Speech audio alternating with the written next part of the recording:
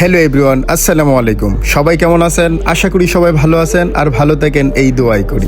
আরও একটি নতুন ব্লগ নিয়ে চলে আসলাম। আমার নতুন ব্লগে আপনাদের সবাইকে জানাই স্বাগত। তো গাইস, আজকে আমরা চলে যাইতেছি মিনি ফুটবল টুর্নামেন্ট খেলার জন্য। গাইস, আমাদের হাতে সময় খুব অল্প, গাড়িও পাইতেছি না, তাই একটা অটো পেলাম, যে অটোর মধ্যে সিট মাত্র 4টা। আমরা উঠে গেলাম 12 জন, কারণ সময় খুব অল্প, খুব তাড়াতাড়ি যেতে হবে। তো গল্প আর আনন্দ করতে করতে আমরা মাঠে চলে আসলাম। তো গাইস, মাঠে আইসা দেখি আরেকটা টুর্নামেন্টের খেলা চলতেছে। তো দেখেন, এই খেলার পরেই কিন্তু আমাদের খেলা।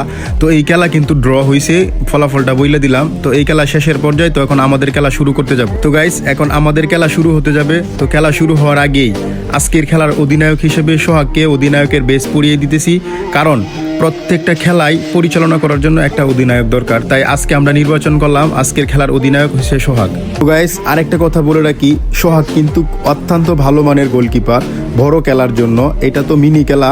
তো যাই হোক, আজকের মিনি খেলায় পরিচালনা করার জন্য তাকে গোলকিপারের বেস পরিয়ে দিলাম। যাই হোক, সবাই মাঠে প্রবেশ করতেছে, অল্প কিছুক্ষণের মধ্যেই কিন্তু আমাদের খেলা শুরু করতে যাব।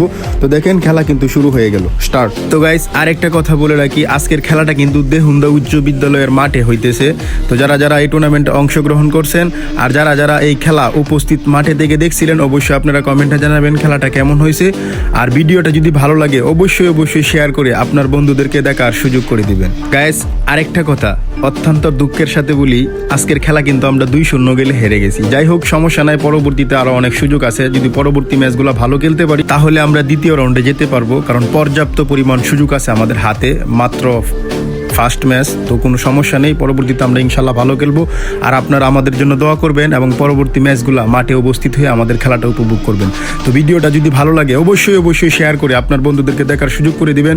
তো আজকের ভিডিওটা এই পর্যন্তই। সবাই ভালো থাকবেন, সুস্থ থাকবেন, এবং যারা যারা মাঠে বসে আজকের খেলাটা দেখছিলেন অবশ্যই আপনারা কমেন্টে জানাবেন। তো সবাই ভালো থাকবেন, সুস্থ থাকবেন। আল্লাহ হাফেজ।